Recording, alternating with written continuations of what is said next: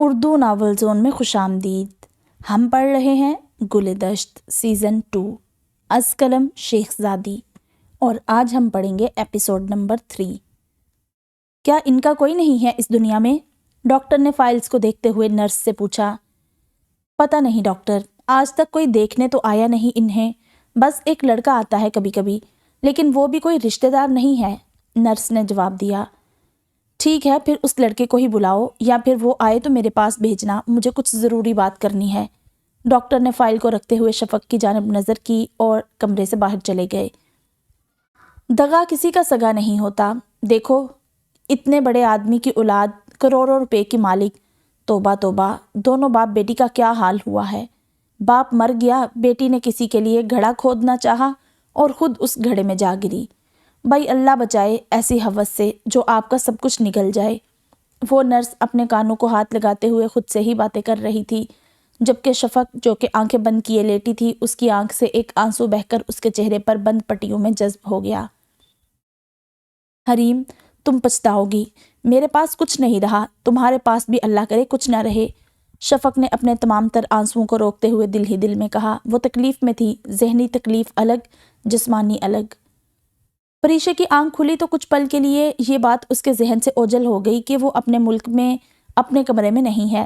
چند سیکنڈز لگے اسے یہ سب قبول کرنے میں کہ وہ کسی نئی جگہ پر موجود ہے۔ اس کا کمرہ مکمل روشن تھا، شیشے کی بنی دیوار اب سورج کی تمام تر روشنی کو کمرے میں پہنچا رہی تھی۔ پریشے اپنے منہ پر ہاتھ رکھ کر بمشکل تمام اپنی جمائی کو روکتے ہوئے دیوار تک گئی اور پردے کو سرکا کر آدھی سے زیادہ دیوار پر برابر کر دیا۔ اب پردے سے چھن کر روشنی کمرے میں آ رہی تھی جو کہ آنکھوں کو کچھ اچھی لگ رہی تھی۔ یہاں اس کے کمرے کی طرح چڑیوں کے چہچہانے کی آوازیں نہیں آ رہی تھی، فضا میں اذان کی آواز بھی موجود نہیں تھی۔ اس کا دل عجیب سی گھٹن محسوس کرنے لگا تھا۔ یا اللہ، پریشے کچھ ہی دن کی تو بات ہے، کیا ہو گیا؟ پھر وہیں جانا ہے۔ اپنے بالوں کو جوڑے کی شکل دیتے ہوئے وہ زاویار کی جانب بڑھی۔ بات سنیں، اٹھ جائیں، فجر کا وقت گزر چکا ہے، جلدی اٹھیں کہیں نماز قضا ہی نہ ہو جائے۔ عجیب ملک ہے، فجر کا احساس ہی نہیں ہوا۔ زاویار کو جگا کر وہ واش روم کی جانب چلی گئی۔ زاویار بھی اس کے جگاتے ہی فوراً اٹھ گیا تھا۔ واش روم سے باہر آتے ہی اس نے نماز ادا کی اور پھر وہ خاموشی سے وہیں مصلے پر بیٹھ کر باہر دیکھنے لگی۔ کیا سوچ رہی ہو؟ زاویار نے اسے سوچوں میں محو پا کر سوال کیا۔ کچھ نہیں، عجیب بات ہے نا، مجھے اپنا کمرہ یاد آ رہا ہے، چڑیوں کی آواز، اذان کی آواز یاد آ رہی ہے، صبح صبح ریڑھی والوں کی آوازیں یاد آ رہی ہیں۔ پریشے نے سوچوں میں ڈوبے ڈوبے کہا۔ ہوتا ہے ایسا، کہیں جاؤ تو اپنی چیزیں یاد آتی ہی ہیں، زاویار نے نارمل سے انداز میں جواب دیا۔ اس کی آنکھوں میں نیند تھی، شاید وہ نماز کے بعد پھر سے سونے کا سوچ رہا تھا۔ امی کہتی تھی میں بہت ناشکری ہوں، مجھے جو مل جاتا ہے مجھے اس کی قدر نہیں ہوتی، میں ہمیشہ حاصل کو چھوڑ کر لا حاصل کا دکھ مناتی رہتی ہوں۔ آج ان کی باتیں میرے کانوں میں گونج رہی ہیں، شاید وہ ٹھیک ہی کہتی ہیں۔ پریشے اپنی سوچوں میں بالکل محو سی کہہ رہی تھی۔ تم زیادہ سوچ رہی ہو، ایسی کوئی بات نہیں ہے، زاویار نے لاپرواہ سے انداز میں کہا۔ دوسرے لوگ دوسرے ممالک جانے کو ترستے ہیں، ابھی اگر آپ مجھے نہ لاتے تو میں گھر میں رہ کر یہی دکھ کر رہی ہوتی نا کہ مجھے بھی جانا ہے، لیکن اب جب میں خود آ گئی ہوں تو مجھے اس حال میں بھی چین نہیں۔ آپ میرے لیے دعا کیا کریں، اللہ پاک مجھے شکر گزار بنا دے، پریشے نے زاویار کی جانب دیکھ کر التجائیہ انداز میں کہا۔ ضرور کروں گا۔ زاویار کو نہ جانے کیوں پریشے کو دیکھ کر اس پر بہت پیار آیا۔ اس نے آگے بڑھ کر اس کے ماتھے پر بوسہ دیا اور بہت پیار سے کہا۔ پریشے اب کی بار وہاں سے اٹھ گئی تھی۔ مصلے کو اس نے طے کر کے اپنے بیگ میں رکھا اور کھڑکی کے پاس آ کر زمین پر بیٹھ گئی، جبکہ زاویار واپس سے جا کر سونے کے لیے لیٹ گیا تھا۔ تیزاب کیوں چاہیے ان کو؟ ایک آدمی جو کہ انتہائی شکستہ حال کپڑوں میں تھا، بہت دھیان سے تیزاب کو چھوٹی بوتلوں میں تقسیم کرتے ہوئے بولا۔ اللہ جانے، ہمیں کیا، ہمارا کام ڈلیوری دینا ہے، باقی کیا کرنا ہے، کیسے کرنا، یہ تو یہ بڑے لوگ ہی جانے، دوسرے آدمی نے دروازے پر نظر رکھتے ہوئے کہا۔ اللہ جانے کس کو نقصان پہنچے گا اس سے، اس پہلے آدمی نے پھر سے کہا، شاید اس کا دل ملامت کر رہا تھا۔ او بھائی مولا بخش، جرم کی دنیا میں پیسہ ہوتا ہے، خیال نہیں، یہ سوچو پیسے کتنے مل رہے ہیں، اس دوسرے آدمی نے دروازے سے اندر آتے ہوئے کہا۔ ہاں، پیسے کی تو ضرورت بہت ہے مجھے، ورنہ یہ سب کبھی نہ کرتا۔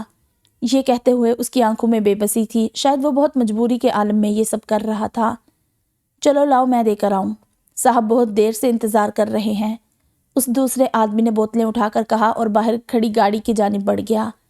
یہ لے صاحب۔ بوتلیں گاڑی میں رکھ کر اس نے چہرے پر مسکراہٹ سجا کر کہا، لیکن اگلے ہی لمحے اس کی مسکراہٹ غائب ہو گئی کیونکہ ایک بنا آواز کی گولی اس کے دل کے آر پار ہو گئی تھی۔ دیکھو اندر اس کے ساتھ اور کون ہے، اس کا کام بھی تمام کر دو، مجھے کوئی ثبوت نہیں چاہیے۔ گاڑی میں بیٹھے شخص نے سفاکی سے کہا۔ سر اندر کوئی نہیں ہے، کچھ آدمی جو اندر گئے تھے باہر آ کر بولے۔ چلو ٹھیک ہے، یہ کہہ کر اس آدمی نے ایک حقارت بری نظر اس مردہ وجود پر ڈالی اور زناٹے سے گاڑی کو آگے بڑھا دیا۔ آج میں ناشتہ بناؤں؟ روحان جو کہ ابھی واش روم سے نکلا تھا عرشیہ کی جانب دیکھ کر خوشی خوشی بولا۔ نہیں رہنے دیں، چچی کو برا لگتا ہے۔ عرشیہ نے فوراً ہی منع کیا۔ اس میں برا لگنے والی کیا بات ہے؟ میں نے شادی سے پہلے کئی بار امی کو اور باقی لوگوں کو بھی ناشتہ بنا کر کھلایا ہے، تم نہ زیادہ سوچتی ہو کبھی کبھار۔ روحان مسکراتے ہوئے بولا۔ نہیں بس آپ رہنے دیں، اب میں آ گئی ہوں نا، اب آپ میرے ہاتھ کا ہی ناشتہ کریں گے۔ اور کیا آپ کو میرے ہاتھ کے ناشتے سے کوئی شکایت ہے جو آپ ایسا کہہ رہے ہیں؟ عرشیہ اٹھ کر دوپٹہ اوڑھتے ہوئے بولی۔ نہیں ایسا نہیں ہے، بس آج میرا دل چاہ رہا ہے۔ روحان نے پھر سے کہا۔ کیا دل چاہ رہا ہے میرے بیٹے کا؟ ابھی بتاؤ میں کرتی ہوں۔ کوثر شاہ جو کہ بنا نوک کیے ان کے کمرے میں اچانک داخل ہوئی تھی، ایک دم بات کے بیچ میں بولی۔ کچھ نہیں امی، آج میرا ناشتہ اپنے ہاتھوں سے بنانے کا دل کر رہا ہے اور یہ محترمہ ہے کہ مجھے منع کر رہی ہیں، روحان نے شکایتی انداز میں کہا۔ ہاں تو ٹھیک کہہ رہی ہے، شادی شدہ مرد باورچی خانے میں اچھے تھوڑی لگتے ہیں، تم اپنا کام کرو اور عورتوں کو اپنا کرنے دو۔ کوثر شاہ نے ایک دم چہرے پر سرخ تاثر لاتے ہوئے کہا۔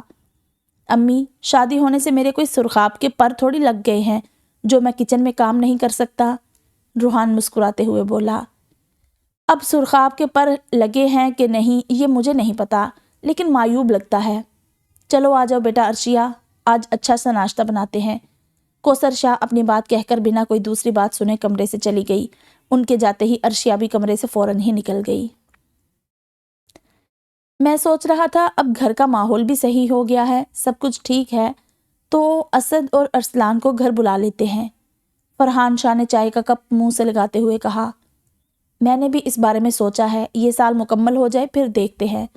اویس شاہ جو کہ ناشتہ مکمل کر چکے تھے کرسی سے ٹیک لگاتے ہوئے بولے۔ یہاں ہو جائے گا سال مکمل، اب بس بہت ہو گیا، اتنے سالوں سے وہ دونوں ہم سے دور ہیں، اب بلوا لو انہیں۔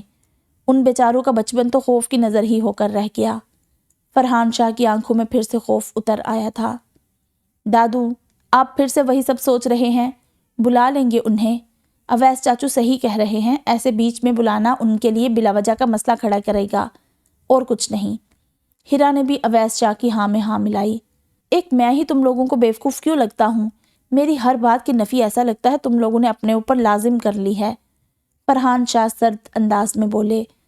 اورحان کا غصہ بالکل آپ پر گیا ہے بابا، چلے دیکھتا ہوں، بات کرتا ہوں، اویس شاہ نے ہتھیار ڈالنے کے انداز میں کہا۔ یہ دونوں کیوں نہیں آئے ابھی تک؟ کچن سے آتی ثنا شاہ نے سیڑھیوں کی جانب دیکھ کر اورحان اور حریم کے بارے میں پوچھا۔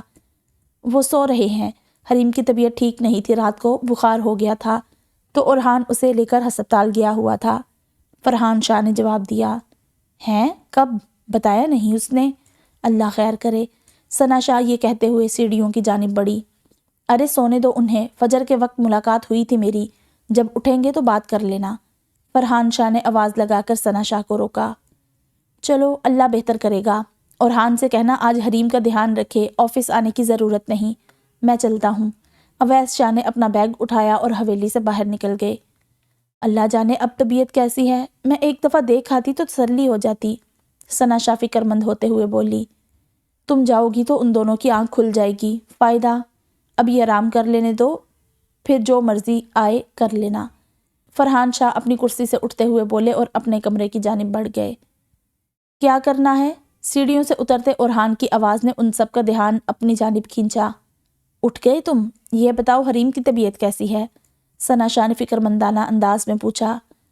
ٹھیک ہے، سو رہی ہے، اورحان نے ڈائننگ ٹیبل سے ایک ٹوسٹ اٹھا کر کھاتے ہوئے کہا۔ بیٹھو میں ناشتہ بنا دیتی ہوں، ثنا شاہ ایک دم اورحان کی جانب بڑھتے ہوئے بولی۔ نہیں آ کر کروں گا، اورحان نے انہیں روکا۔ کہاں جا رہے ہو؟ اس بار ہیرا نے سوال کیا۔ یونیورسٹی۔ یہ اسائنمنٹ جمع کروانے بس یوں گیا اور یوں آیا، اورحان نے اپنے لیپ ٹاپ بیگ کی طرف اشارہ کرتے ہوئے کہا۔ ارے کل کروا دینا، ایسا بھی کیا؟ ثنا شاہ نے روکھے انداز میں کہا۔ ارے نہیں امی، اس نے کوئی 1000 دفعہ سوتے ہوئے یہ بات دہرائی ہے کہ آج اسائنمنٹ جمع کروانے کا آخری دن ہے۔ اگر میں نے جمع نہ کروائی تو کل اسے اس ٹینشن میں بخار چڑھ جائے گا کہ اس کے اسائنمنٹ جمع نہیں ہوئے، اورحان نے مسکراتے ہوئے کہا۔ یا اللہ، پاگل ہے یہ لڑکی بالکل، ہیرا نے مسکراتے ہوئے کہا۔ اللہ پاک صحت تندرستی دے میری بچی کو، تم پریشان مت کیا کرو اسے، تمہاری وجہ سے ہی ہوا ہوگا اسے بخار۔ ثنا شاہ کو حریم پر ترس آنے لگا اور ترس اچانک اورحان کی جانب غصے میں بدل گیا۔ میں نے کیا کیا؟ اورحان نے اپنے دفاع میں کہا۔ کل تمہاری وجہ سے وہ دن بھر پڑھائی کرتی رہی، تم اسے اپنا اسائنمنٹ دے کر گئے تھے نا، اور پھر بیچاری نے کھانا بھی اتنا لیٹ کھایا۔ ثنا شاہ کا ترس اب بڑھتا جا رہا تھا۔ تو امی میں نے بھی تو دیر سے کھانا کھایا تھا، وہ تو بے ہوش رہی ساری رات، میں تو سویا بھی نہیں، اور آپ مجھے ہی ڈانٹ رہی ہیں۔ ہیرا آپی، کیا ایسی بھی ساسیں ہوتی ہیں دنیا میں؟ اورحان نے بیچارہ سا منہ بنا کر کہا۔ کیا وہ بے ہوش تھی رات بھر؟ ثنا شاہ کے اوپر تو حیرت کا پہاڑ ٹوٹ گیا تھا۔ امی اب ٹھیک ہے، وہ سو رہی ہے آرام سے، آپ کی بہو کا کام ہی کرنے جا رہا ہوں، کر آؤں تاکہ انہیں سکھ کا سانس نصیب ہو جائے، انہیں چین آ جائے۔ اورحان نے ہاتھ جوڑ کر کہا۔ خبردار یہ بہو بہو کہا تو بس فیصلہ ہو گیا، تم یونیورسٹی جاؤ گے، آفس نہیں جاؤ گے، تم اپنا کام خود کرو گے، کوئی رات کو دیر سے نہیں آئے گا، کوئی کسی کا کھانے پر انتظار نہیں کرے گا، کوئی کسی کا یونیورسٹی کا کام کر کے نہیں دے گا، اور یہ میرا آخری فیصلہ ہے۔ ثنا شاہ نے حکم صادر کیا۔ امی اب اس سب میں میرا آفس کہاں سے آ گیا؟ اورحان نے بیچاری صورت بنا کر کہا۔ نہیں، حریم تمہارا کام نہیں کرے گی، اللہ نہ کرے اس کی طبیعت خراب رہنے لگ گئی تو؟ ہماری بچی وہاں ان کے گھر جا کر ٹھیک ہو گئی اور ہم ان کی بچی بیمار کر دیں؟ نہیں، تم پہلے پڑھائی پوری کرو پھر کر لینا کام، ثنا شاہ نے آخری فیصلہ سنانے کے انداز میں کہا۔ امی اسائنمنٹ یا بھوک کی وجہ سے تھوڑی ہوئی ہے اس کی طبیعت خراب، وہ تو میں نے اسے ڈانٹ۔ اورحان کہتے کہتے رکا۔ کیا کہا؟ ثنا شاہ نے ابھی اتنا ہی کہا تھا، اورحان روشنی کی رفتار سے حویلی سے باہر نکل گیا۔ دیکھ رہی ہو نا تم، آئیے بتاتی ہوں اسے۔ ثنا شاہ کو اب باقاعدہ غصہ آ گیا تھا۔ صرف دادو سے نہیں ملا اورحان کو غصہ، کم تو آپ کا غصہ بھی نہیں ہے چچی، ہیرا نے مسکراتے ہوئے کہا اور پھر اٹھ کر ڈائننگ سے پلیٹیں سمیٹنے لگی۔ تمہیں کیا لگتا ہے یہ سب یوں ہی راہ راست پر رہ سکتے ہیں اگر میں ان سب کو ہر وقت روکو ٹوکو نہ تو؟ ثنا شاہ نے گہری سانس لے کر کہا۔ جانتی ہوں اور مانتی ہوں، تبھی تو آپ مجھے بہت پسند ہیں، میں بہت متاثر ہوتی ہوں آپ سے، ایک عورت کو آپ جیسا ہی ہونا چاہیے، اور جیسا ابھی آپ نے حریم کے لیے کہا، سچ میں دل میں آپ کے لیے عزت اور بڑھ گئی۔ ہیرا نے سنک میں برتن رکھے اور اب وہ ایپرن باندھ کر برتن دھونے کی تیاری کر رہی تھی۔ تم بھی نا فوراً تعریفوں کے پہاڑ بننے لگ جاتی ہو، دراصل جو لوگ خود اچھے ہوتے ہیں انہیں سب اچھے لگتے ہیں، جن کے دل میں عیب ہوتے ہیں انہیں پوری دنیا ہی عیب دار لگتی ہے، بس اور کوئی وجہ نہیں، ثنا شاہ مسکراتے ہوئے کہہ کر وہیں بیٹھ گئی۔ کیا سوچ رہی ہو؟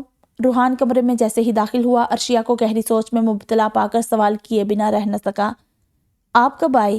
عرشیہ نے پہلے روحان کو دیکھا، پھر فوراً ہی نظریں گھڑی کی جانب مرکوز کر کے پوچھا، جہاں صبح کے 11 بج رہے تھے۔ اتنی جلدی؟ خیریت؟ روحان کو وقت سے پہلے گھر آیا دیکھ کر وہ حیرت سے فوراً ہی یکے بعد دیگرے بولی۔ جانتا تھا تمہیں یاد نہیں ہوگا، آج ڈاکٹر کے پاس جانا ہے میڈم، اس لیے جلدی آیا ہوں، تمہیں دکھا کر آؤں گا پھر واپس چلا جاؤں گا، روحان نے مسکراتے ہوئے جواب دیا۔ مجھے یاد ہے، ڈاکٹر کے پاس تو میں چچی کے ساتھ بھی چلی جاتی، آپ نے بلا وجہ زحمت کی۔ عرشیہ نے اٹھ کر پانی کا گلاس بھرا اور روحان کی جانب بڑھاتے ہوئے کہا۔ بلا وجہ زحمت نہیں کی، میرا دل چاہتا ہے اس لیے کرتا ہوں، روحان نے مصنوعی سی ناراضگی ظاہر کرتے ہوئے کہا۔ اچھا ٹھیک ہے، ناراض مت ہوئے، میں تو بس آپ کی فکر میں کہہ رہی تھی، اور کچھ نہیں، عرشیہ نے مسکراتے ہوئے اس کے پاس بیٹھ کر کہا۔ اچھا یہ سب چھوڑو، یہ بتاؤ کیا سوچ رہی تھی اس قدر محو ہو کر؟ روحان نے پانی کا گلاس سائڈ ٹیبل پر رکھتے ہوئے سوال کیا۔ کچھ خاص نہیں، بس سوچ رہی تھی کہ انسان کہاں سے کہاں تک آ گیا، کتنا سکون، کتنا عیش پسند ہو گیا ہے۔ دنیا میں ایسے لوگ بھی تھے جو غاروں میں رہتے، پتھروں پر سوتے بیٹھتے تھے، آدھ پکا کھانا کھاتے تھے، پھر کچے میں رہنے والے آئے، تن ڈھکا لباس بننا شروع ہوئے، غذا میں تبدیلی آئی، پھر مزید تبدیلیاں آتی رہی۔ مجھے آج بھی یاد ہے جب ہم چھوٹے تھے تو چھتیں کچی ہوتی تھی، گھڑوں میں پانی پیا جاتا تھا، مٹی کے برتنوں میں کھانا پکتا تھا۔ میں بہت چھوٹی تھی جب پہلی بار گھر میں ٹی وی آیا تھا، کمپیوٹر بھی ہمارے سامنے آیا، تب وہ بہت بڑی بات لگتی تھی، اور اب دیکھو تو ہر چیز ہمارے ہاتھ میں آ گئی ہے۔ اچھے سے اچھا لباس پہنتے ہیں، اچھے سے اچھا کھانا کھاتے ہیں۔ پہلے کسی مقامی جگہ کا کھانا صرف وہی لوگ کھا پاتے تھے جو ایک جگہ سے دوسری جگہ جاتے تھے، اور اب جو کوئی جیسا چاہے، جس جگہ کا چاہے کھانا بناتا بھی ہے اور کھاتا بھی ہے۔ دنیا کتنی تیزی سے بدل رہی ہے نا، بس یہی سوچ رہی تھی۔ اتنا زور مت ڈالا کرو اپنے ذہن پر، روحان نے مسکراتے ہوئے کہا۔ ارے میں تو قرآن پاک کی تلاوت کر رہی تھی، پھر ذہن کہیں سے کہیں چلا گیا، ایک سوچ کے بعد دوسری، دوسری کے بعد تیسری۔ اللہ کا شکر ہے آج میرا پہلا ترجمے کے ساتھ قرآن پاک مکمل ہو گیا، عرشیہ نے خوشی خوشی بتایا۔ ارے واہ، ماشاء اللہ، روحان نے عرشیہ کے سر پر ہاتھ پھیرتے ہوئے کہا۔ پتہ ہے میں پہلے آخری سپارہ اتنی جلدی پڑھ لیا کرتی تھی، مجھے اچھی خاصی صورتیں تو یاد ہی تھی، تو مجھے بڑی خوشی ہوتی تھی آخری سپارہ پڑھنے کی، کیونکہ پھر قرآن پاک مکمل ہو جاتا تھا۔ لیکن اس بار جب میں نے ترجمے سے پڑھا تو میں آخری سپارے کو بہت مختلف پایا۔ عرشیہ کے چہرے پر ایک دم سنجیدگی اتر آئی تھی۔ کیوں، ایسا کیا ہوا؟ ابھی میں نے شروع نہیں کیا، بتاؤ۔ روحان بھی متجسس ہوا۔ آخری سپارہ جو ہمیں اتنا آسان لگتا ہے، اللہ پاک نے اس میں تقریباً ہر صورت میں دوزخ کے عذاب اور قیامت کا ذکر کیا ہے، ایسے ایسے عذاب کہ آپ کا دل دہل جائے، دوبارہ کوئی گناہ کرنے کی جانب راغب ہی نہ ہو۔ دل بعض دفعہ اس طرح ڈر گیا میرا کہ مجھ سے آگے پڑھا نہیں جا رہا تھا، اس قدر خوف کہ آنکھوں سے آنسو نکلنے لگے۔ واقعی جب اللہ پاک رحیم ہے، رحمان ہے، تو ایسی ایسی صورتیں نازل کی ہیں کہ جنہیں پڑھ کر سکون ہی سکون ملتا ہے، آپ اس کی رحمت کو خود پر محسوس کرنے لگ جاتے ہو۔ لیکن پھر جب وہ قہار ہے تو پھر ایسے ایسے گناہوں سے ڈراتا ہے کہ آپ گناہوں کی جانب جا ہی نہ سکو۔ سچ میں اللہ کا احسان ہے کہ اس نے ہماری زندگیوں میں تایا جان کو واپس بھیج دیا، ورنہ شاید میں کبھی ترجمے سے قرآن پاک کو نہ پڑھتی اور نہ ہی سمجھ پاتی، نہ ہی مجھے پتہ چل پاتا کہ میرے رب نے آخر مجھ سے کہا کیا ہے۔ عرشیہ کی آنکھوں میں یہ کہتے ہوئے آنسو آ گئے تھے۔ واقعی بنا سمجھے پڑھنے میں تو پتہ ہی نہیں چلتا کہ آخر پڑھ کیا رہے ہیں، تو نہ تو خوشی محسوس ہوتی ہے، نہ ہی اپنے رب کی محبت محسوس ہوتی ہے، نہ ہی غم ہوتا ہے، نہ ہی ڈر۔ ہاں، سکون سا مل جاتا ہے، آخر رب کا کلام ہے، لیکن کلام کو جب سمجھا ہی نہیں تو کیا فائدہ۔ صحیح کہہ رہی ہو تم، اللہ نے تمہیں بہت اچھے احساسات سے نوازا، اس کے حضور سجدہ ضرور کرنا کہ اس نے تمہیں یہ شرف بخشا۔ ہر کسی کو ہدایت نصیب نہیں ہوتی، ہدایت بھی اللہ کے خاص بندوں کو ہی ملتی ہے، اللہ کا شکر ہے اس نے ہمیں اس قابل سمجھا۔ روحان گہری سوچ میں ڈوبے ہوئے کہہ رہا تھا۔ یہ کون سے کپڑے رکھ دیے ہیں آپ نے؟ پریشے اپنے سامنے بیگ سے کپڑے نکالے بیٹھی زاویار سے پوچھ رہی تھی۔ کیوں، کیا ہوا؟ زاویار کے چہرے پر ہلکی سی مسکراہٹ آئی تھی۔ یہ میرے کپڑے تو نہیں ہیں، یا اللہ، بیگ تو نہیں بدل گیا کسی سے؟ پریشا نے کچھ سوچ کر کہا اور پھر خالی بیگ کو الٹ پلٹ کر کے دیکھنے لگی۔ نہیں، ہمارا ہی بیگ ہے، زاویار نے اپنا بیگ اٹھا کر خود کو مصروف ظاہر کرتے ہوئے کہا۔ یہ بات الگ تھی کہ اس وقت اس کا دل ڈوب کر ابھرا تھا، اس نے اپنے دل سے پریشے کے لیے کچھ کر دیا تھا اور اب وہ اس سب کا سامنا کرنے سے کترا رہا تھا۔ تو پھر یہ کپڑے؟ پریشے اب کی بار کچھ سمجھ گئی تھی۔ تمہارے ہیں، زاویار نے اس بار بنا پریشے کی جانب دیکھ کر کہا، صاف ظاہر تھا وہ اس کی آنکھوں میں نہیں دیکھنا چاہ رہا تھا۔ اب لے آئے ہیں تو بتا بھی دیں کہ ان میں سے ابھی کون سا پہنوں؟ پریشے کے چہرے پر ایک شوخ رنگ اتر آیا تھا۔ جو تمہیں پسند آئے۔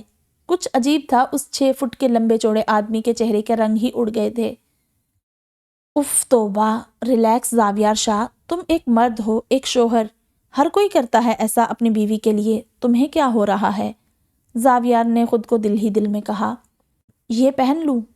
پریشے نے کالے رنگ کی فراک ہاتھ میں لے کر پوچھا۔ جیسی تمہاری مرضی۔ لب سے بس یہی ادا کیا جبکہ دل میں اسے خوشی ہوئی تھی کیونکہ وہ یہی چاہتا تھا۔ چلے پھر میں تیار ہو کر آتی ہوں۔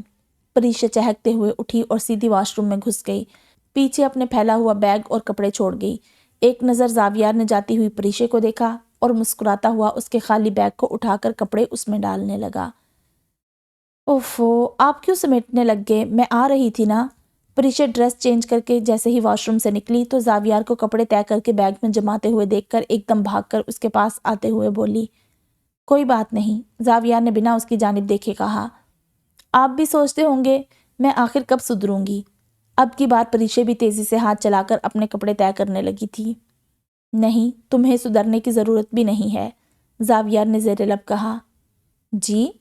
پریشا نے سن تو لیا تھا لیکن اسے اپنے کانوں پر بھروسہ نہیں ہوا تھا، تبھی دوبارہ پوچھنے لگی، میں کہہ رہا ہوں تم جیسی ہو ٹھیک ہو، میرے دل میں ایسی کوئی خواہش نہیں، زاویار نے بیگ کی زپ لگاتے ہوئے کہا۔ انداز ابھی بھی مصروف تھا، حالانکہ وہ کوئی مشکل کام نہیں کر رہا تھا۔ پہلے تو کہا تھا آپ نے کہ میں ذمہ دار بن جاؤں، میں بڑی بہو ہوں، مجھ پر ذمہ داری ہے۔ پریشا اب کی بار زاویار کو چھیڑ رہی تھی۔ ہاں کہا تھا، تو کیا تم نے میری بات پر عمل نہیں کیا کیا؟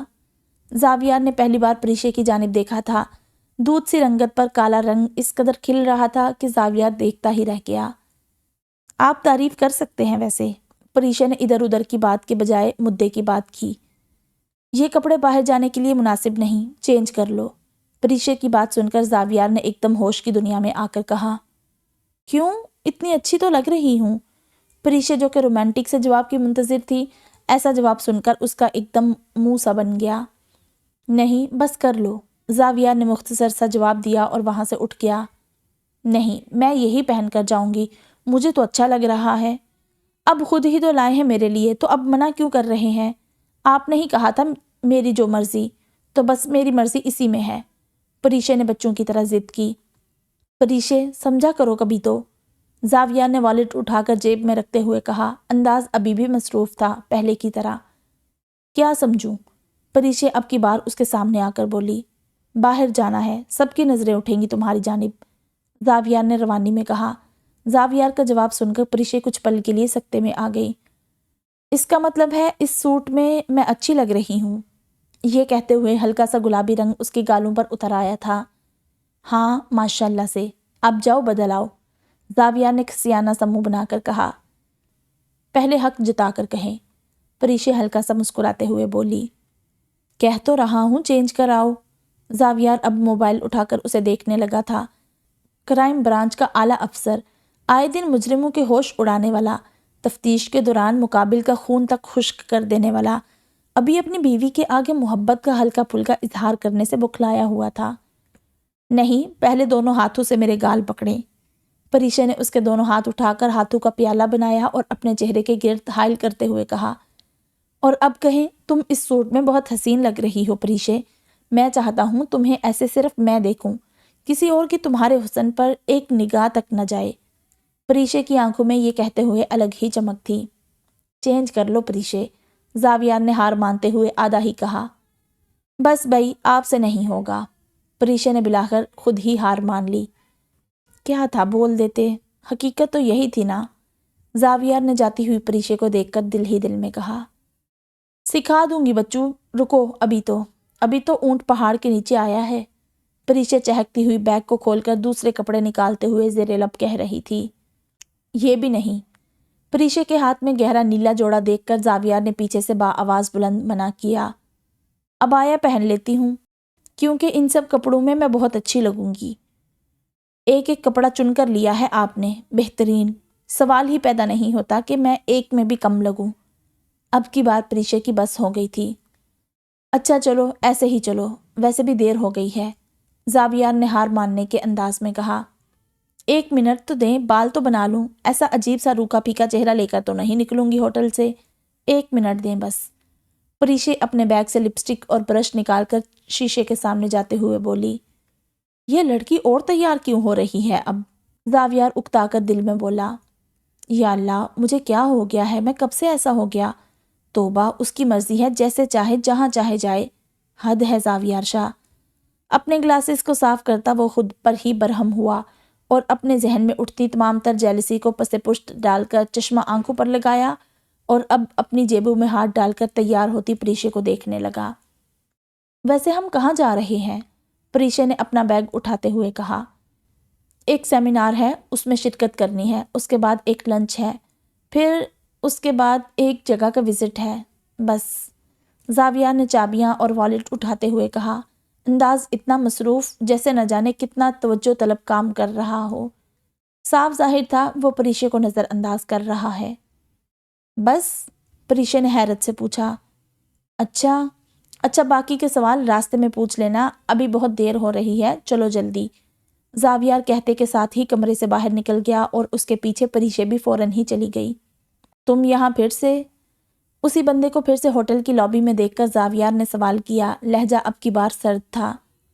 سر، یہ میرا کام ہے، اس بندے نے تھوڑا شرمندہ ہوتے ہوئے کہا۔ نام کیا ہے تمہارا؟ زاویہ نے پریشے کو اپنی دوسری سائڈ کرتے ہوئے چلتے چلتے پوچھا۔ وہ آدمی بھی اب زاویہ کے ساتھ قدم ملانے کی کوشش کر رہا تھا۔ چی مینگ، اس نے جواب دیا۔ یہیں کے رہنے والے ہو؟ پھر اردو کیسے آتی ہے تمہیں؟ زاویہ نے ایک دم رک کر پوچھا۔ وہ سر، میرے ڈیڈ پاکستان سے ہیں، اس نے جواب دیا۔ تو پاکستانی نام کیوں نہیں رکھا؟ اگلا سوال فوراً ہی آیا تھا۔ وہ سر، میری موم کی خواہش تھی، وہ بیچارہ اب جھیمپنے لگا تھا۔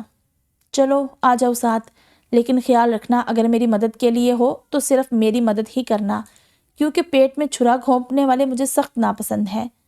زاویہ کی آنکھوں میں عجیب سا سخت پن اتر آیا تھا۔ سمجھ گیا سر، اس نے اس بات میں سر ہلاتے ہوئے کہا۔ کیا ہو گیا ہے آپ کو؟ بیچارے سے اتنے سوال پوچھ ڈالے، پریشا نے گاڑی میں بیٹھتے ہی زاویہ سے کہا۔ پہلی بات، وہ تمہیں بیچارہ نہیں لگنا چاہیے۔ دوسری بات، یہ میرے کام کا حصہ ہے، کوئی بھی یوں میرے ساتھ نہیں رہ سکتا۔ تمہیں کیا معلوم کس نے اسے ہمارے پیچھے لگایا ہے؟ کیا پتا کوئی جاسوس ہو یا کوئی سیریل کلر؟ زاویہ نے بنا کوئی تاثر دیے کہا۔ ڈرائیں تو نہیں؟ پریشا خوف زدہ ہوتے ہوئے بولی۔ اب بولو بیچارہ، ابھی تو صرف سوال پوچھے ہیں، تسلی نہیں ہوئی ہے میری۔ جب تک تسلی نہیں ہو جاتی تب تک کم سے کم یہ بیچارہ نہیں ہے۔ انداز لاپرواہ سا، سخت روکھا سا تھا۔ یہ تسلی کب ہوگی ویسے؟ پریشا نے شرارت میں سوال کیا۔ جب مجھے لگے گا کہ وہ بھروسے کے قابل ہے تب، زاویہ نے روکھا سا جواب دیا۔ پریشا کے لیے فی الحال یہی بہت تھا کہ وہ اس کی اٹپٹی باتوں کا جواب دے رہا ہے۔ انسان کو اتنا مشکل بھی نہیں ہونا چاہیے ویسے، پریشا نے پھر سے کہا۔ جیسا میرا کام ہے اس میں احتیاط ضروری ہے، اور مجھے ہی نہیں تمہیں بھی احتیاط برتنی چاہیے۔ یاد نہیں ہے اس بٹ نے حریم اور اورحان کو کیسے کڈنیپ کیا تھا؟ تو احتیاط افسوس سے بہتر ہے۔ زاویہ نے یہ کہہ کر فون پر کسی کا نمبر ڈائل کیا اور فون کان پر لگا لیا۔ اب یہ بیچ بات میں کون کال ملاتا ہے؟ پریشا منہ بنا کر زیر لب بولی۔ اس کا ابھی بھی بات کرنے کا موڈ تھا، لیکن اب فون پر بات کرتے زاویہ کو تو کچھ کہہ نہیں سکتی تھی۔ دروازے پر نوک ہونے سے حریم کی آنکھ کھلی تو وہ ایک دم گھبرا کر اٹھی۔ کمرے میں مکمل اندھیرا تھا۔ ایک لمبی سی جمائی لے کر اس نے سائڈ ٹیبل پر رکھا لیمپ جلایا۔ کیا وقت ہو گیا؟ سر میں انگلیاں پھیرتے ہوئے اس کی نظر جیسے ہی گھڑی پر پڑی تو اس کا منہ کھلا کا کھلا رہ گیا۔ یہ رات کے 2 بج رہے ہیں یا دن کے؟ اس نے کھڑکی کی جانب دوڑ لگاتے ہوئے خود کلامی کی۔ یا اللہ! اپنے سر پر دونوں ہاتھ رکھے وہ ہوش میں آنے کی کوشش کر رہی تھی کہ اس کی نظر بے خبر سوئے اورحان پر پڑی، اور جو تھوڑی دیر پہلے احساس شرمندگی تھا وہ فوراً ہی ناراضگی میں بدل گیا۔ یا اللہ! اسائنمنٹ بھی جمع کروانا تھا، میں سوتی رہ گئی تو انہوں نے بھی مجھے نہیں جگایا، حد ہے۔ ابھی وہ اورحان کو دیکھ کر منمنا ہی رہی تھی کہ دروازے پر پھر سے نوک ہوئی۔ جی آ رہی ہوں، آواز لگا کر اس نے اپنا دوپٹہ اٹھایا اور دروازے کی جانب بڑھ گئی۔ السلام علیکم چچی۔ ثنا شاہ کو دروازے پر کھڑا دیکھ کر حریم نے شرمندگی سے سلام کیا۔ کیسی طبیعت ہے بیٹا اب تمہاری؟ ثنا شاہ نے فکر مندی سے پوچھا۔ ٹھیک ہوں، اللہ کا شکر ہے، آپ اندر آئیں۔ حریم نے سائڈ میں ہوتے ہوئے انہیں اندر بلایا۔ نہیں، میں یہیں ٹھیک ہوں، اس کمرے کے اندر آنے کی تو عادت ہی نہیں رہی، ثنا شاہ نے مسکراتے ہوئے کہا۔ اچھا بیٹا یہ بتاؤ، ناشتہ کرو گی یا پھر کھانا کھاؤ گی؟ لہجے میں بے انتہا مٹھاس تھی، بالکل جیسے وہ اپنی سگی بیٹی سے بات کر رہی ہوں۔ ساسوں والی تو کوئی بات ہی نہیں تھی۔ حریم کچھ پل کے لیے انہیں حیرت سے دیکھتی رہ گئی۔ آپ پریشان مت ہو چاچی، میں بنا لوں گی، حریم نے شرمندہ ہوتے ہوئے کہا۔ نہیں، بالکل نہیں، طبیعت ٹھیک نہیں ہے پہلے ہی، آرام کرو اور جو کھانے کا دل چاہ رہا ہے مجھے بتاؤ، خبردار جو خود کو پریشان کیا تو۔ ثنا شاہ کے لہجے میں مٹھاس اب بھی برقرار تھی۔ ان کی بات سن کر نہ جانے کیوں حریم کی آنکھیں نم ہونے لگی۔ کیا ہو گیا بیٹا؟ حریم کی نم آنکھیں دیکھ کر ثنا شاہ ایک دم پریشان ہوئی۔ امی کی یاد آ گئی، وہ بالکل آپ جیسی تھی۔ حریم نے اپنی آنکھوں کے بھیگے گوشوں کو صاف کرتے ہوئے کہا۔ تو کیا میں تمہاری امی نہیں ہوں؟ ثنا شاہ کے لہجے میں اور زیادہ مٹھاس اتر آئی تھی۔ وہ ایسے ہنستی تھی جیسے کوئی معصوم سا بچہ ہنستا ہے، بالکل شفاف۔ ان کی مسکراہٹ ان کی آنکھوں سے بھی جھلکتی تھی۔ ان کی بات سنتے ہی حریم ان کے گلے سے لگ گئی۔ اورحان کی آنکھ کھلی تو دروازے پر ان دونوں کو گلے لگے دیکھ کر وہ مسکرایا اور پھر بیڈ سے اتر کر واش روم میں چلا گیا۔ چلو اب جلدی سے فریش ہو کر نیچے آؤ اور کچھ کھا لو، ثنا شاہ نے بہت پیار سے حریم کے سر پر ہاتھ پھیر کر کہا۔ ٹھیک ہے چچی، میں ابھی آتی ہوں اور ان کو بھی جگا دیتی ہوں۔ یہ کہتے ہوئے وہ مڑی ہی تھی کہ خالی بیڈ کو دیکھ کر ایک دم خاموش ہوئی۔ یہ کب اٹھے؟ اس کے منہ سے بے ساختہ نکلا۔ ابھی۔ چلو جلدی آ جاؤ، میں کھانا لگا رہی ہوں، ثنا شاہ مسکراتے ہوئے بولی اور وہاں سے چلی گئی، جبکہ حریم کمرے کے اندر آ کر الماری سے اپنے کپڑے نکالنے لگی۔ خوش نصیب امی چلی گئی؟ اورحان نے واش روم سے نکلتے ہوئے کہا۔ جی چلی گئی۔ ہیں؟ کیا کہا آپ نے؟ اورحان نے خوش نصیب اتنی روانی سے کہا تھا کہ حریم کو لگا اس نے کچھ غلط سن لیا ہے۔ چلو آ جاؤ جلدی نیچے۔ بالوں پر ہلکا سا برش کر کے وہ کمرے سے باہر چلا گیا۔ اورحان کے جاتے ہی وہ بھی اپنے کپڑے لے کر واش روم کی جانب چلی گئی۔ تھوڑی ہی دیر میں وہ تیار ہو کر نیچے اتر آئی تھی۔ آ جاؤ بیٹا، یہ لو پہلے جوس پی لو، ثنا شاہ نے جوس کا گلاس حریم کی جانب بڑھاتے ہوئے کہا۔ مجھے بھی دے دیں خوش نصیب امی، اورحان نے کھانا کھاتے ہوئے کہا۔ اللہ کا شکر ہے، ثنا شاہ ہنستے ہوئے بولی۔ انہوں نے اورحان کی بات پر زیادہ دھیان نہیں دیا تھا۔ اچھا تم دونوں ایک کام کرو، کھانا کھانے کے بعد کچھ دیر سامنے ہو آؤ، تھوڑا دل بہل جائے گا، یا پھر چاہو تو کہیں گھوم پھر آؤ۔ ثنا شاہ ان دونوں کے سامنے والی کرسی پر بیٹھتے ہوئے بولی۔ یونیورسٹی چلتے ہیں، کیا پتہ اسائنمنٹ جمع ہو ہی جائے، حریم نے ایک دم اورحان کی جانب دیکھ کر کہا۔ میرا موڈ نہیں ہے یونیورسٹی جانے کا، اورحان نے بنا حریم کی جانب دیکھ کر کہا۔ کیوں تنگ کر رہے ہو اسے؟ ثنا شاہ اورحان کو گھورتے ہوئے بولی۔ میری خوش قسمت امی، میں نے کب تنگ کیا؟ میرا دل نہیں چاہ رہا جانے کا تو نہیں چاہ رہا، اب یہ اس میں تنگ کیوں ہو رہی ہے؟ اورحان نے شانے اچکا کر کہا۔ یہ کیا بار بار خوش قسمت اور خوش نصیب لگا رہے ہو میرے نام کے آگے؟ ثنا شاہ نے سوال کیا۔ حریم کے دل میں بھی یہی سوال تھا، تبھی وہ غور سے سننے لگی۔ کیوں، آپ ہیں نہیں کیا؟ بس آج سے آپ کا نام خوش نصیب امی ہے، اورحان نے جیب سے موبائل نکالتے ہوئے کہا۔ اللہ جانے کیا ہو گیا ہے، رات بھر جاگنے کا اثر ہے شاید، ثنا شاہ نے ان دونوں کے آگے سے برتن جمع کرتے ہوئے کہا۔ میں رکھ دوں گی چاچی، آپ مجھے شرمندہ کر رہی ہیں، حریم نے ایک دم ساری پلیٹیں اٹھاتے ہوئے کہا۔ ارے ماں سے کام کروا کر کیا شرمندگی، یہ ساس بہو والا پروٹوکول نہیں پسند مجھے، بھائی ہمارے پیر زمین پر ہیں، زمین پر ہی رہنے دو۔ ثنا شاہ نے مسکراتے ہوئے حریم کے ہاتھ سے برتن لیے اور کچن کے اندر چلی گئی۔ پلیز نا، چلیں ایک بار ٹرائی کر کے دیکھتے ہیں، کیا پتہ اسائنمنٹ جمع ہو جائے، میں نے اتنی محنت کی ہے، حریم نے منت کرنے کے انداز میں کہا۔ یار تم جب سے اٹھی ہو مجال ہے کہ تم نے مجھ سے کوئی دوسری بات کی ہو، اسائنمنٹ کیے جا رہی ہو۔ اورحان کی شکل سے اس کی تپ صاف ظاہر ہو رہی تھی۔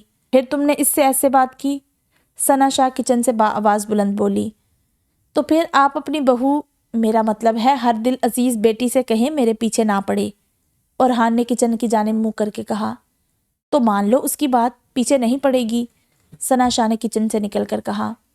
یا اللہ، انہیں ساس بننا سکھا، یہ بہو کے آنے سے میری ساس کیوں بن رہی ہیں، اورحان نے آسمان کی جانب دیکھ کر کہا۔ کیا کام ہے بیٹا تمہیں؟ اب کی بار ثنا شاہ نے حریم سے پوچھا۔ اسائنمنٹ جمع کروانے ہیں، کل اتنی محنت سے پورا دن لگا کر بنائے ہیں اور اب یہ میری بات نہیں مان رہے، ساری محنت ضائع ہو جائے گی اگر آج جمع نہیں کروائے تو، حریم نے بیچاری سی صورت بنا کر کہا۔ وہ تو تم جمع کروا آئے ہو نا؟ ثنا شاہ نے ایک دم اورحان کی جانب دیکھ کر سوال کیا۔ کیا اسائنمنٹ؟ ہاں کروا دیے ہیں، اورحان نے مصروف سے انداز میں کہا۔ ہیں؟ کب؟ مجھے کیوں نہیں بتایا، میں کب سے پیچھے پڑی ہوئی تھی، حریم نے حیرت سے کہا۔ تم نے ایک بار بھی اسائنمنٹ جمع کروانے کا تو نہیں کہا، تم تو یونیورسٹی جانے کا کہہ رہی تھی، اور فی الحال دوبارہ یونیورسٹی جانے کا میرا کوئی موڈ نہیں۔ یہ کہتے ہوئے اورحان موبائل میں اپنا کینڈی کرش کا لیول کھیلتا سیڑھیوں کی جانب بڑھ گیا۔ جبکہ اس کے پیچھے حریم آنکھیں اور منہ کھولے حیرت سے اسی کو دیکھ رہی تھی۔ میں نے اتنی بار کہا اسائنمنٹ کا، اب کہہ رہے ہیں میں نے کہا ہی نہیں، حریم نے زیر لب کہا۔ بیٹا تم اس کی باتوں کو خود پر سوار مت کرو، چھوڑو اسے، ثنا شاہ نے مصروف سے انداز میں کہا اور پھر چلی گئی، جبکہ حریم کچھ دیر وہیں بیٹھی رہی۔ کیا بات ہوئی آپ کی ڈاکٹر سے؟ آنیہ جو کہ ڈاکٹر کے کمرے کے باہر رکھی بینچ پر بیٹھی تھی، زنین کے باہر آتے ہی فکر مندی سے پوچھنے لگی۔ کچھ نہیں، کہہ رہے ہیں خوش رہا کرو۔ اب تم مجھے خوش ہی نہیں رکھتی، زنین نے ایک آنکھ دبا کر کہا۔ صحیح بات بتائیں گے؟ آنیہ نے مصنوعی غصہ دکھاتے ہوئے کہا۔ ارے سچ کہہ رہا ہوں، جاؤ اندر جا کر پوچھ لو۔ زنین کا انداز شرارت سے بھرپور تھا، یہ کہتے ہوئے اس نے آنیہ کا ہاتھ پکڑا اور کوریڈور میں آگے چلنے لگا۔ اندر جانے کا کہہ رہے ہیں اور کمرے سے دور بھی لے جا رہے ہیں، آنیہ ناراض ہوتے ہوئے بولی۔ یار یہی کہا ہے، سچ میں ابھی ٹیسٹ ہوئے ہیں کچھ، جو بھی بات ہے وہ رپورٹس آنے کے بعد ہی پتہ چلے گی، فی الحال یہی کہا ہے کہ خوش رہو۔ زنین نے رک کر معصوم سی شکل بنا کر کہا۔ اللہ کرے رپورٹ صحیح آئیں، آنیہ نے دعا کی۔ مجھے لگتا ہے کوئی بلاکیج ہے تمہارے دماغ میں، رپورٹس آنے دو پھر صحیح سے پتہ چل سکتا ہے۔ ڈاکٹر کی کہی گئی بات زنین کے دماغ میں گونجنے لگی۔ وہ پریشان تھا لیکن کمال مہارت سے اپنی پریشانی کو چہرے پر آنے سے روکے ہوئے تھا۔ کیا سوچ رہے ہو؟ زنین نے سوچ میں ڈوبے ہوئے گاڑی کا دروازہ کھولا تو آنیہ نے سوال کیا۔ کچھ نہیں، سوچ رہا تھا یہاں سے سیدھا گھر چلے یا پھر کہیں لنچ کریں، ہونٹوں پر مسکراہٹ سجائے کہا۔ پتہ ہے مجھے یاد بھی نہیں کہ میں کب سے تمہاری محبت میں مبتلا ہوں۔ کوئی اگر مجھ سے پوچھے کہ آنیہ تم زنین کی جانب کب کھنچتی چلی گئی تھی، تو شاید میں اس بات کا جواب بھی نہ دے سکوں، کیونکہ مجھے نہیں یاد کہ میرا دل کب تمہارا اسیر ہوا تھا، آنیہ نے کچھ سوچتے ہوئے گاڑی میں بیٹھ کر کہا، چہرے پر سنجیدگی تھی۔ خیر تو ہے، زنین سیٹ بیلٹ باندھتے ہوئے بولا۔ تو میں یہ کہنا چاہتی ہوں، یہ جو تم مجھ سے باتیں چھپانے کی ناکام کوشش کر رہے ہو نا، وہ مت کرو، کیونکہ اس سب کا فائدہ نہیں ہے۔ تمہیں بہت اچھے سے سمجھتی بھی ہوں اور جانتی بھی، تو بہتر ہے مجھے اب سب کچھ سچ سچ بتا دو۔ آنیہ کا لہجہ اب سرد تھا۔ پہلی بار فیڈر پیتے ہوئے تو نہیں ہو گئی ہوگی تمہیں محبت؟ زنین نے بات کو مذاق کا رخ دیا۔ ہو سکتا ہے، اب سچ بتاؤ۔ آنیہ واپس سے مدعے پر آئی۔ یار، ایک گہرا سانس لے کر کہا اور گاڑی سٹارٹ کی۔ ہاں میں سن رہی ہوں، آنیہ نے کہا۔ لنچ کرتے ہوئے بات کریں، لہجے میں التجا تھی۔ تم بات کو گھماؤ گے نہیں، جو بات ہے سچ سچ بتاؤ گے، آنیہ نے آرڈر دینے کے انداز میں کہا۔ ہاں نا ٹھیک ہے، اتنا حق اور جگہ بھی استعمال کرو تو کیا ہی بات ہو، زنین نے شرارت کی۔ کبھی تو سیریس ہو جایا کرو، آنیہ نے الجھ کر کہا۔ وہ فکر مند تھی، اسے اس وقت زنین کی حالت پریشان کیے ہوئے تھی، اس پر زنین کا مذاق کرنا اسے بالکل اچھا نہیں لگ رہا تھا۔ اب تو شوق پن واپس ملا ہے، کیا کافی نہیں تھا وہ عرصہ جو عذاب بن کر گزرا ہے؟ زنین نے اس بار سنجیدگی سے کہا۔ آنیہ نے اب کی بار کچھ نہیں کہا، وہ بس زنین کو دیکھ رہی تھی۔ کیا ہوا؟ زنین نے مسکراتے ہوئے آنیہ کو دیکھ کر پوچھا۔ تم نا پاگل ہو بالکل، آنیہ نے بے ساختہ کہا۔ ہاں تمہارے پیار میں، زنین نے ایک ہاتھ سے آنیہ کا ہاتھ پکڑ کر اپنے لبوں کے قریب کرتے ہوئے کہا۔ ڈرائیونگ پر دھیان دو، آنیہ ڈر کر بولی۔ ہائے تمہارے ساتھ جیوں اور تمہارے ساتھ ہی مر جاؤں، زنین کی آنکھوں میں الگ ہی چمک تھی۔ توبہ کرو، یہ مرنے مرانے کی بات کیوں کر رہے ہو؟ سچ بتاؤ، ڈاکٹر نے کوئی سیریس بات تو نہیں کہی؟ آنیہ کے دل میں خوف کی لہر دوڑی۔ نہیں بھائی، کیا ہو گیا، دل لگی کر رہا ہوں، زنین ایک دم چیمپا۔ نہیں، مذاق میں بھی ایسی بات مت کہو۔ توبہ، ڈرا دیا تم نے مجھے، آنیہ نے سرد لہجے میں کہا۔ وہ واقعی بری طرح ڈر گئی تھی۔ کیا ہوا، تمہیں پسند نہیں آیا کیا سیمینار؟ زاویار نے پریشے کے لٹکے ہوئے چہرے کو دیکھ کر سوال کیا۔ وہاں ایسا کچھ تھا جس سے مجھے مزہ آتا؟ چلو جو بول رہے تھے وہی سمجھ آ جاتا تو بات الگ تھی، لیکن نہ تو زبان سمجھ آ رہی تھی، نہ ہی کچھ لکھا ہوا پڑھا جا رہا تھا۔ ہاں وہ جگہ خوبصورت تھی، لیکن کسی خوبصورت چیز کو آخر کتنا دیکھ سکتے ہیں؟ پریشے نے کھڑکی سے باہر دیکھتے ہوئے کہا، لہجے میں انتہا کی بیزاری تھی۔ تمہیں تو بڑی شکایتیں ہیں بھائی، زاویار نے مسکراتے ہوئے کہا۔ نہیں، شکایت نہیں ہے، بس میں بور ہوئی بہت، اب کی بار پریشے نے زاویار کی جانب دیکھ کر کہا۔ چلو کھانا کھاتے ہیں، زاویار نے گاڑی سے اترتے ہوئے کہا۔ کھانا کھاتے ہیں، یہ بھی تو کہہ سکتے تھے کہ اب تمہیں بور نہیں ہونے دوں گا، لیکن نہیں، کھانا کھاتے ہیں۔ پریشے منہ ہی منہ میں بنبناتے ہوئے گاڑی سے باہر نکلی تو ریسٹورانٹ کو دیکھ کر اس کی آنکھیں پھٹی کی پھٹی رہ گئی۔ لکڑی کا بنا ریسٹورانٹ جو کہ مکمل اوپن ایئر بھی نہیں تھا، دیکھنے والے کو اپنی جانب متوجہ کرنے کی صلاحیت رکھتا تھا۔ بڑی بڑی لال چھتریوں کے نیچے ٹیبل اور کرسیاں رکھی ہوئی تھی، اس پر سائیڈ میں بنا مصنوعی واٹر فال اسے اور زیادہ جاذب نظر بنا رہا تھا۔ اندر چلیں، زاویار نے پریشے کا ہاتھ تھامتے ہوئے کہا۔ پریشے جو کہ ریسٹورانٹ میں ہی کھوئی ہوئی تھی، زاویار کا اچانک ہاتھ پکڑ لینا اس کے لیے کسی فینٹیسی سے کم ثابت نہ ہوا۔ کتنا خوبصورت ہے یہ ریسٹورانٹ، ایسا لگتا ہے کسی کہانی کا منظر ہو۔ پریشے نے بھی زاویار کے ہاتھ پر اپنی گرفت مضبوط کرتے ہوئے کہا۔ ہے تو ہماری کہانی کا، زاویار کے منہ سے بے ساختہ نکلا۔ اس نے مڑ کر پریشے کو دیکھا جو کہ اس کی بات سن کر اسی کو دیکھ رہی تھی، پھر کسی خیال کے تحت ایک دم شرما کر نظریں جھکا لی۔ کیا کھاؤ گی؟ زاویار نے سوال کیا۔ کچھ بھی، پریشے نے جواب دیا۔ اگر انہیں کچھ بھی کہا نا تو کچھ بھی لا کر دے دیں گے، زاویار نے مینیو کو دھیان سے پڑھتے ہوئے کہا۔ کیوں؟ پریشے کو حیرت ہوئی۔ میڈم، یہ پاکستان نہیں ہے جہاں کی خاص ڈش ہمارے کھانے کے قابل بھی ہوگی۔ یہ دیکھو، یہاں کی خاص ڈش ایک کیکڑا اور آکٹوپس کے بچے ہیں، زاویار نے مینیو پریشے کی جانب کرتے ہوئے کہا۔ پریشے نے برا سا منہ بنا کر کہا۔ کہو تو کسی پاکستانی یا فاسٹ فوڈ ریسٹورانٹ چلتے ہیں، زاویار نے مینیو کو بند کرتے ہوئے کہا۔ نہیں، پاکستانی اور فاسٹ فوڈ تو پاکستان میں بھی کھا سکتے ہیں، تائیوان آئے ہیں تو یہاں کا کچھ ٹرائی نہیں کیا تو کیا فائدہ، پریشے نے سیدھا ہوتے ہوئے کہا۔ چلو پھر میں دیکھتا ہوں کچھ ایسا جو کھائے جانے کے قابل ہو۔ زاویار مینیو کو پھر سے کھول کر دیکھنے لگا۔ میں مدد کروں آپ کی؟ چی مینگ جو کہ دوسری ٹیبل پر بیٹھا تھا مڑ کر بولا۔ ہاں بتاؤ، ان میں کھائے جانے کے لائق کون سا کھانا ہے؟ مطلب ذائقہ بھی ہو اور حلال بھی، زاویار نے مینیو اس کی طرف بڑھاتے ہوئے کہا۔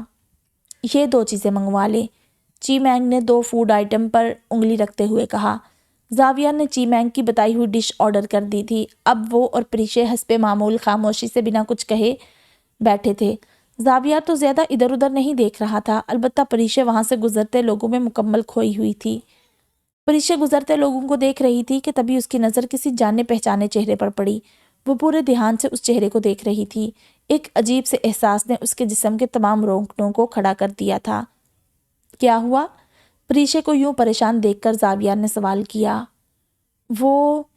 پریشے نے زاویار کو جواب دینے کے لیے ایک پل کو زاویار کی جانب نگاہ کر کے واپس اس جگہ پر دیکھا تو وہاں کسی کو بھی نہ پا کر وہ ادھر ادھر دیکھنے لگی۔ کیا ہوا؟ کسے ڈھونڈ رہی ہو؟ زاویار نے بھی مڑ کر دیکھتے ہوئے پوچھا۔ وہ مجھے ایسا لگا وہاں سکندر کھڑا ہے، پریشے نے بے یقینی سے کہا۔ سکندر؟ زاویار نے یہ کہتے ہوئے ایک بار پھر مڑ کر دیکھا۔ تمہیں وہم ہوا ہوگا، ہو سکتا ہے کوئی اور ہو، زاویار نے پریشے کو دلاسا دینا چاہا۔ ہاں ہو سکتا ہے، پریشے بھی اب اسے اپنا وہم سمجھ کر پرسکون ہونے کی کوشش کرنے لگی، لیکن بار بار اس کے ذہن میں وہی شخص آ رہا تھا جو سیدھا کھڑا جیبوں میں ہاتھ ڈالے اس کی جانب دیکھ رہا تھا۔ دوا کھا لو، حریم جیسے ہی کمرے کے اندر داخل ہوئی اور ہان نے اس کی جانب متوجہ ہو کر کہا۔ ٹھیک ہوں اب میں، حریم نے ناراضگی ظاہر کرتے ہوئے کہا۔ بجائے اس کے کہ تم میرا شکریہ ادا کرو کہ میں نے تمہارا رات بھر اتنا خیال رکھا، اس کے بعد اسائنمنٹ الگ جا کر جمع کروایا، تم الٹا مجھ سے ناراض ہو رہی ہو، اور ہان نے بھی ناراضگی ظاہر کرتے ہوئے کہا۔ اچھا، اگر کسی کو یاد ہو تو ڈاکٹروں نے رکھا میرا خیال، کسی کو یاد کرواتی چلوں۔ کبھی ایک ایسا وقت بھی تھا کہ جناب کو بخار ہوا تھا، ساتھ میں زخم بھی تھے، اور اس وقت میں نے تنہا پوری رات جاگ کر خیال بھی رکھا تھا اور نہ جانے کیا کیا سنا بھی تھا۔ نہ تو اس وقت میرے پاس کوئی دوا موجود تھی، نہ ہی انجیکشن، حریم نے اورحان کا احسان نہ لیتے ہوئے جواب دیا۔ وہ اس کی احسان مند تھی، لیکن اسائنمنٹ والی بات پر تھوڑا ناراض بھی تھی، اسی لیے یہ سب بول گئی۔ کیا کہا تھا میں نے اس وقت؟ کیا کیا سنا تم نے؟ ذرا بتانا تو، اورحان نے اپنی ہنسی دباتے ہوئے کہا۔ توبہ، میں وہ وقت یاد نہیں کرنا چاہتی، حریم نے جھرجھری لیتے ہوئے کہا۔ اور مجھے وہ وقت ہمیشہ یاد رہے گا، اورحان نے حریم کی جانب دیکھ کر کہا۔ ہاں تو آپ کا تو فائدہ ہوا تھا نا اس وقت، حریم نے اورحان کو چھیڑنا چاہا۔ تم تو ایسے کہہ رہی ہو جیسے تمہارا نقصان ہو گیا ہو۔ اورحان کو حریم کی بات بری لگی تھی۔ نہیں، میرا یہ مطلب نہیں تھا، سوری، میں بس یوں ہی مذاق کر رہی تھی۔ اورحان کے بگڑے رنگ دیکھ کر حریم ایک دم بولی، جانتا ہوں۔ اورحان نے گہری سوچ میں ڈوبے ہوئے کہا۔ کیا ہوا، کیا سوچ رہے ہیں؟ حریم نے سوال کیا۔ تم مجھ سے محبت کرتی ہو نا؟ اورحان کی آنکھوں میں سوال تھے۔ حریم کچھ پل کے لیے شوق کی سی کیفیت میں مبتلا ہوئے اسے دیکھنے لگی۔ آپ جانتے نہیں ہیں کیا؟ حریم نے اس کی آنکھوں میں دیکھ کر جواب دیا۔ واقعی میں اس دن تم نے میرا بہت خیال رکھا تھا، مجھے چوٹیں لگی تھی، آس پاس کچھ ایسا تھا بھی نہیں، پھر بھی تم نے میرا خیال رکھا، اوپر سے تم پہلے سے خوفزدہ تھی، واقعی وہ رات تمہارے لیے بہت مشکل رہی ہوگی۔ اورحان نے کچھ سوچتے ہوئے کہا، آپ وہاں میری وجہ سے آئے تھے اور چوٹیں بھی میری وجہ سے ہی لگی تھی، میں نے کوئی احسان نہیں کیا تھا آپ پر۔ حریم نے جواب میں کہا، تو آج ایک احسان کر دو مجھ پر۔ اورحان سیدھا ہو کر بیٹھتے ہوئے بولا۔ کیا؟ حریم نے ناسمجھی سے پوچھا۔ کہو کہ تمہیں مجھ سے محبت ہے۔ اورحان حریم کے بالکل سامنے آ کر بولا۔ میں ابھی حریم کچھ کہنے کے لیے منہ کھول ہی رہی تھی کہ اورحان کا فون ایک دم بجنے لگ گیا۔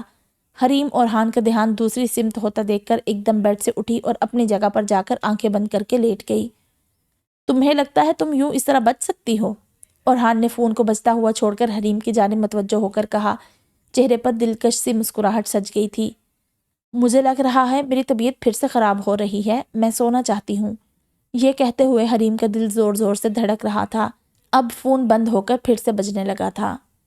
حریم، اورحان نے حریم کو پکارا، اس بار لہجے میں بے پناہ محبت تھی۔ وہ چاہتا تو حریم کے پاس جا کر بہت آسانی سے اس کے منہ سے نکلوا سکتا تھا، لیکن اسے حریم کے اس انداز سے الگ ہی سرور حاصل ہو رہا تھا۔ اس نے بجتے ہوئے فون کو مکمل نظر انداز کیا۔ آپ فون کیوں نہیں دیکھ لیتے؟ کیا پتا کوئی ضروری کال ہو؟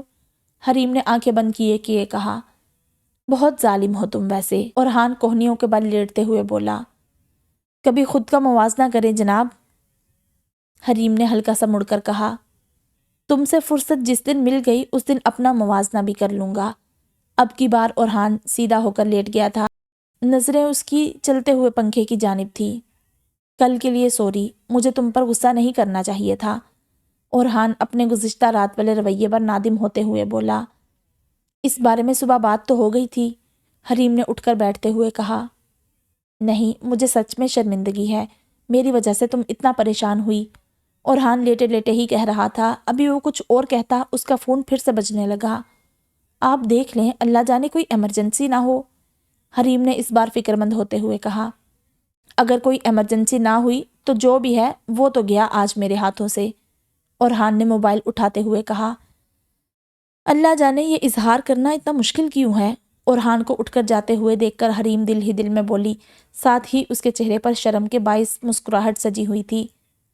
تم اظہار کرو نہ کرو، اظہار کے نام پر جو چمک تمہارے چہرے پر آتی ہے نا، میرے لیے یہی کافی ہے۔ کاش تم کبھی اپنے منہ سے اظہار نہ کرو، اور جب میں تم سے پوچھوں تم یوں ہی شرماتی رہو۔ تمہارے لبوں سے زیادہ تمہاری آنکھوں سے ہوتا ہوا اظہار میرے دل کو پسند ہے، اورحان نے مسکراتے ہوئے دل میں کہا اور کال ریسیو کی۔ السلام علیکم، اورحان نے کال ریسیو کرتے ہوئے کہا۔ وعلیکم السلام، اورحان شاہ بات کر رہے ہیں؟ مقابل نے سوال کیا۔ جی کہیے، اورحان نے جواب دیا۔ میں ہاسپٹل سے بات کر رہی ہوں، شفق بٹ کی نرس، مقابل نے اپنی پہچان بتائی۔ جی بولیں، اورحان کے تاثر سرد ہو گئے تھے۔ آپ ڈاکٹر سے آ کر مل سکتے ہیں، مس شفق کی حالت دن بدن بگڑتی جا رہی ہے، ان کی سکن میں انفیکشن ہو رہا ہے، کیا آپ ان کے کسی گھر والے کو جانتے ہیں؟ نرس نے ساری بات اورحان کے سامنے رکھی۔ نہیں، میں ان کے گھر میں کسی کو نہیں جانتا، اور آپ لوگ ڈاکٹر ہیں، اگر ان کی سکن میں انفیکشن ہو رہا ہے تو اس معاملے میں آپ مجھے کیوں فون کر رہے ہیں؟ آپ خود دیکھیں، صحیح کریں اسے۔ اورحان کا لہجہ اب بھی سرد تھا۔ جی بالکل ٹھیک ہم نے ہی کرنا ہے، لیکن ہم تب کریں گے نا جب وہ ٹھیک ہونے دیں گی، اول تو وہ کسی کو ٹریٹمنٹ کرنے نہیں دیتی، اور جب کچھ انہیں بے ہوش کر کے کر بھی دو تو وہ اپنے ہاتھ سے ہی سب کچھ ہٹا دیتی ہیں، اپنے زخموں کو کرید کرید کر تازہ کر دیتی ہیں۔ اب کی بار نرس کا لہجہ بھی سرد تھا۔ تو اس معاملے میں آپ کو مجھ سے کیا چاہیے؟ اورحان نے سوال کیا، اس بار لہجہ تھوڑا نرم تھا۔ آپ آ کر انہیں سمجھائیں کہ وہ ہمیں ہمارا کام کرنے دیں، ورنہ ہمیں انہیں ہسپتال سے نکالنا ہوگا، کیونکہ جب وہ علاج ہی نہیں چاہتی تو ہم کچھ کر نہیں سکتے۔ یہ کہہ کر اس نرس نے فون بند کر دیا، جبکہ اورحان اس کی بات سن کر گہری سوچ میں ڈوب گیا تھا۔ تم نے اسے بلایا ہے؟ جھلسے ہوئے چہرے کے باوجود بھی شفق مسکراتے ہوئے بولی۔ تو تم جاگ رہی ہو، دوا کے وقت کیوں نہیں اٹھی؟ کتنا جگایا میں نے تمہیں؟ نرس دب کر بولی۔ تم اسے روز بلاؤ، میں علاج کروا لوں گی اور بدلے میں تمہیں بہت سا پیسہ بھی دوں گی۔ پیسہ بہت ہے میرے پاس، شفق نے کراہتے ہوئے کہا۔ صاف ظاہر تھا اسے تکلیف ہو رہی تھی، جبکہ نرس خاموش کھڑی اس کی باتیں سن رہی تھی۔ نہ اس نے انکار کیا تھا، نہ ہی اس کی آفر کو قبول کیا تھا، شاید وہ حیرت میں تھی۔ تو یہ تھی ایپیسوڈ نمبر 3۔ امید کرتی ہوں آپ کو پسند آئی ہوگی۔